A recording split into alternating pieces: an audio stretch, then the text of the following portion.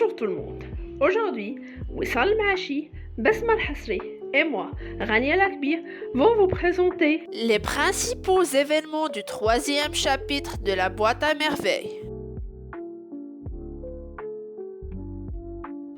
Avant tout, commençons par un rappel général. Pour le premier chapitre, le narrateur, Sidi Mohamed, commence son récit en introduisant les locataires de Dash Chouafa, mettant en évidence sa propre solitude. Il poursuit en évoquant l'enfant et sa boîte à merveilles, puis raconte le souvenir du bain mort et une dispute entre sa mère et Rahma. Passons maintenant au 2e chapitre. Après avoir quitté le Msid, le narrateur retourne chez lui et découvre la détresse de sa mère. C'est alors que son amie, Lala Aïcha, lui rend visite et l'encourage à visiter Sidi Boural. Par la suite, le narrateur évoque l'origine de ses parents. Maintenant, on va détailler le 3e chapitre. Le vendredi, après le déjeuner, Sidi Mohamed est parti au Msid.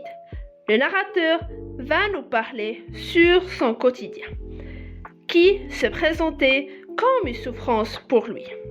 Cette souffrance se manifeste dans la séance d'apprentissage qui était trop longue, la méthode d'apprentissage qui était fatigante, car la lecture répétée à haute voix, et la force physique. Le frère somnolait et ne se réveille que pour distribuer des coups au hasard. Le soir, Sidi Mohamed retourne à la maison. Il fait sortir sa boîte à merveilles et admire ses richesses.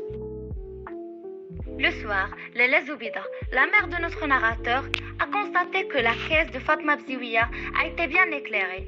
Après, elle va connaître que cet éclairage est dû à la lampe à pétrole.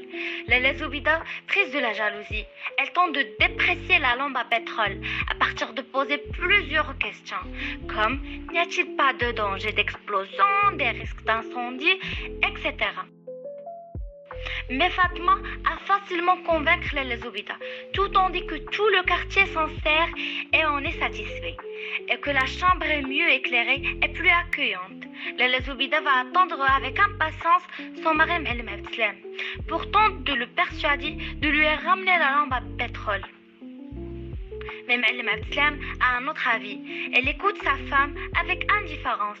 À ce moment, Sidi Mohamed a écouté attentivement à cette discussion et elle a admiré l'habileté de sa mère.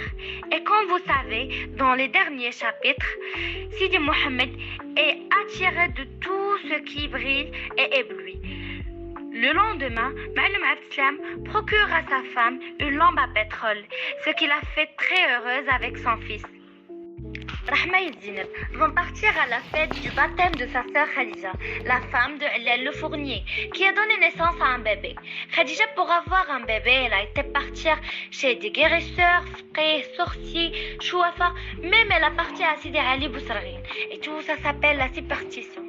À leur trajet, elles sont passées par une ruelle qui s'appelle la place Asfer ou bien Socre. Après son passage, Rahma a constaté la disparition de sa fille Zineb dans la foule, ce qui va changer le passage des prochains événements de l'histoire. Et comme résultat, on a la mobilisation de tous les voisins pour retrouver Zineb. Et même les Zoubida a fait preuve d'entraide et de solidarité avec Rahma. Les voisins sont engagés de crieurs publics pour retrouver Zineb. Et les Zoubida, Sidi Mohamed et Fatma Bziouia ont rendre visite à Moulay Idriss, afin que le Dieu lui amenait la fille de Rahma. À leur visite, elles ont trouvé Zineb à la maison d'asile qui était liée à Moulay Idriss. Rahma organise un repas pour les pauvres, en guise de remerciement à Dieu pour avoir retrouvé sa fille Zineb. Ce repas se déroule en jeudi et Rahma fait venir un groupe de mendiants pour partager ce moment de convivialité.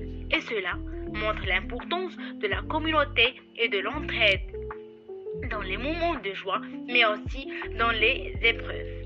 Cet événement illustre également les thèmes de la solidarité. Ensemble, le repas organisé par Rahma est un acte symbolique fort qui allie gratitude, solidarité et humanité et qui souligne l'importance de la communauté de la vie des individus. Résumé. Dans le 3e chapitre, le récit se concentre sur Sidi Mohammed et sa relation avec sa mère Lalla Zoubida. Sidi Mohammed passe en revue ses sentiments et ses pensées sur sa vie quotidienne et comment l'environnement qui les entoure affecte leurs réflexions. Le chapitre reflète l'importance de la famille et des souvenirs dans la formation de l'identité.